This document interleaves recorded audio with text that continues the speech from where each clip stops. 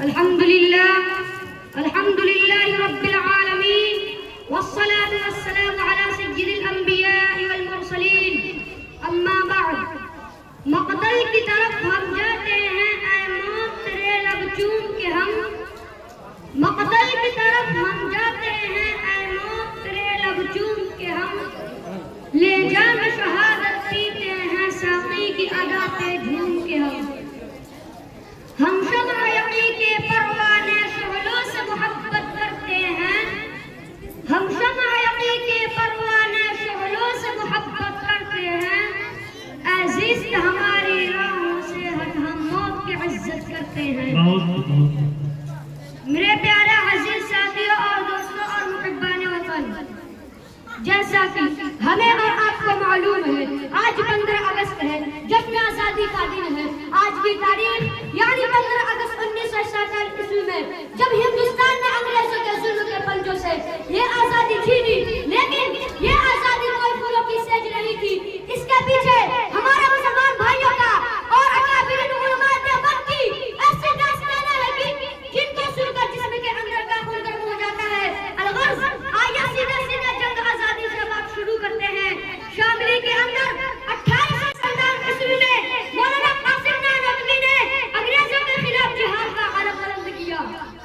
بیگم حضرت محل لکھنؤ میں بغاوت کی ایسی آگ بھڑکائی کی انگریزوں کی نیندیں حرام ہو گئی علماء کرام نے جو گویا شیروں کی طرح دہاڑ لگائی یہی نہیں سنا ہے کہ دلی سے لاہور تک کوئی تک نہ بچا تھا جس پر ان کی گردنیں نہ لٹکائی گئی ہو یہ وہ قربانیاں تھی جنہوں نے آزادی کی بنیاد رکھی ابھی بس اتنی میں جنگ مکمل نہیں ہوئی اس کے بعد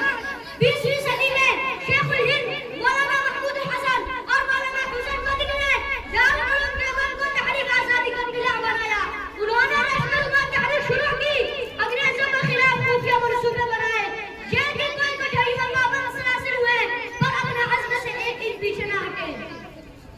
1919 کے اندر جلیانہ والا باغ سانحات ویسا دن جب جنرل ڈائر نے بے گناہوں پر گولیاں برسائی اس ہجوم میں ہندو مسلم سکھ عیسائی سب ایک تھے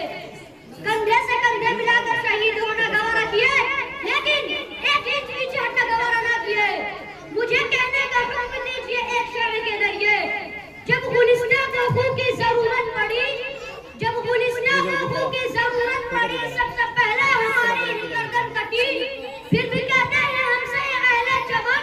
پھر بھی کہتے ہیں ہم سے یہ اہل چمن یہ وطن ہے ہمارا تمہارا نہیں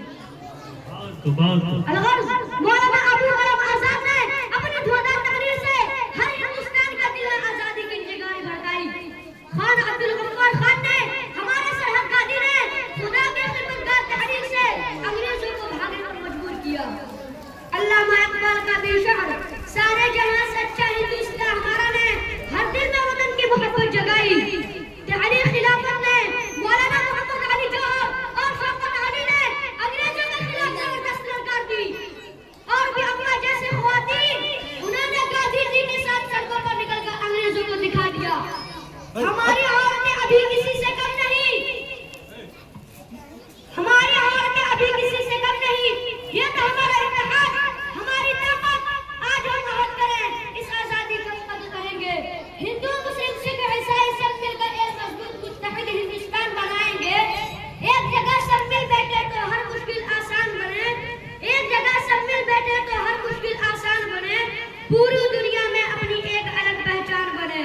چوٹ اگر ہندو کو لگے تو درد مسلمانوں کو ہو چوٹ اگر ہندو کو لگے تو درد مسلمانوں کو ہو ہم لوگوں کی خواہش ہے کہ ایسا ہندوستان بنے